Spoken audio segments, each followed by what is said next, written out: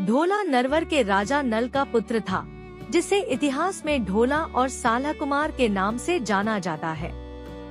ढोला का विवाह बालपने में जांगलू देश, बीकानेर के पूंगल नामक ठिकाने के स्वामी पमवार राजा पिंगल की पुत्री मारवणी के साथ हुआ था।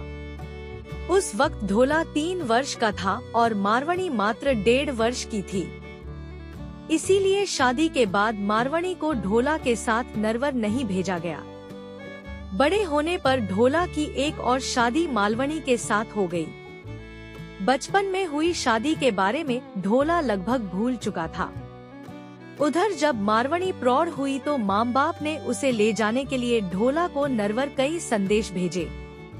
ढोला की दूसरी रानी मालवणी को ढोला की पहली शादी का पता चल गया था। उसे यह भी पता चल गया था कि मारवणी जैसी बेहद खूबसूरत राजकुमारी कोई और नहीं हो सकती। सो उसने डाह और ईर्ष्या के चलते राजा पिंगल द्वारा भेजा कोई भी संदेश ढोला तक पहुंचने नहीं दिया। वह संदेश वाहकों को ढोला तक पहुंचने से पहले ही मरवा डालती थी। उधर मारवणी के अंकुरित यौवन ने अपना रंग दिखाना शुरू कर दिया। एक दिन उसे स्वप्न में अपने प्रियतम ढोला के दर्शन हुए। उसके बाद तो वह ढोला के वियोग में जलती रही। उसे न खाने में रुचि रही, न किसी और कार्य में। उसकी हालत देखकर उसकी मां ने राजा पिंगल से ढोला को फिर से संदेश भेजने का आग्रह किया। इस बार राजा पिंगल ने सोचा कि संदेशवाहक को तो मालवणी मरवा डालती है, इसीलिए इस बार क्यों न किसी चतुर ढोली को नरवर भेजा जाए, जो गाने के बहाने ढोला तक संदेश पहुंचा सके और उसे मारवणी के साथ हुई उसकी शादी की याद दिला दे। जब ढोली नरवर के लिए रवाना हो रहा था, तब मारवणी ने उसे अपने पास बुलाकर मारू राग में दोहे बना कर दिए और समझाया कि कैसे ढोला के सम्मुख जाकर गाकर सुनाना है। ढोली गायक ने मारवणी को वचन दिया कि वह जीता रहा तो ढोला को जरूर लेकर आएगा और मर गया तो वहीं का होकर रह जाएगा।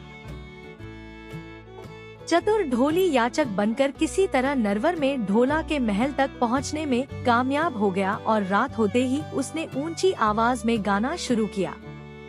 उस रात बादल छा रहे थे, अंधेरी रात में बिजलियां चमक रही थी। झीनी झीनी पड़ती वर्षा की फुहारों के शांत वातावरण में ढोली ने मल्हार राग में गाना शुरू किया।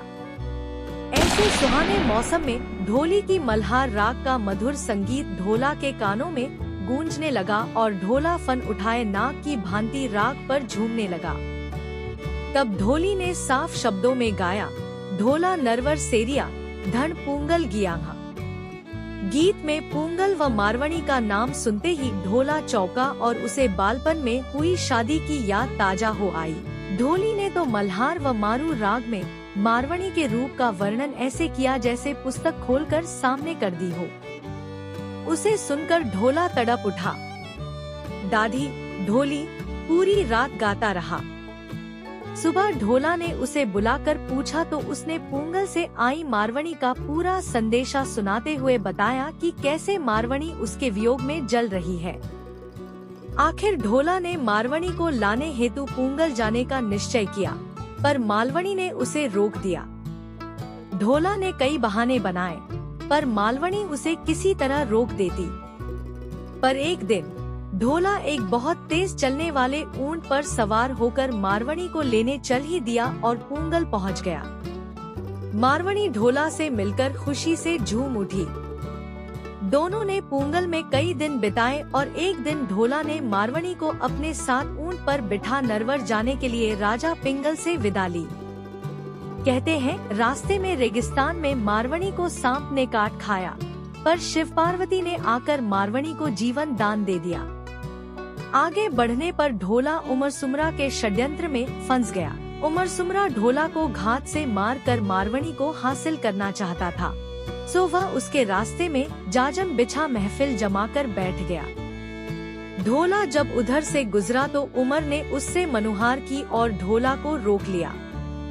ढोला ने मारवणी को ऊंट पर बैठे रहने दिया और खुद उमर के साथ अमल की मनुहार लेने बैठ गया। दाढ़ी गा रहा था और ढोला उमर के साथ अफीम की मनुहार ले रहा था। उमर सुमरा के षड्यंत्र का ज्ञान दाढ़ी ढोली की पत्नी को था। वह भी पूंगल की बेटी थी, सो उसने चुपके से इस षड्यंत्र के बारे में मारवणी को बता दिया। मारवणी ने ऊंट को एड़ी मारी।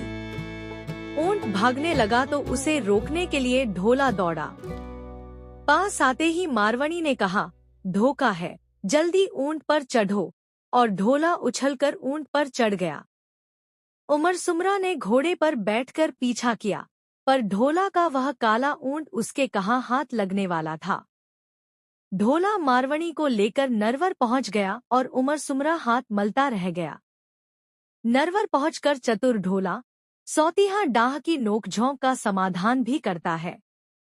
मारवणी व मालवणी के साथ आनंद से रहने लगा। इसी ढोला का पुत्र लक्ष्मण हुआ, लक्ष्मण का पुत्र भानु और भानु का पुत्र परम प्रतापी बजदामा हुआ, जिसने अपने वंश का खोया राज्य ग्वालियर पुनः जीतकर कछवाह राज्य लक्ष्मी का उद्धार किया। आगे चलकर इसी वंश का एक राजकुमार दुल्हराय राजस्थान आया, जिसने मांची, भांडारेज, खोह, झोटवाड़ा आदि के मीणों को मारकर अपना राज्य स्थापित किया।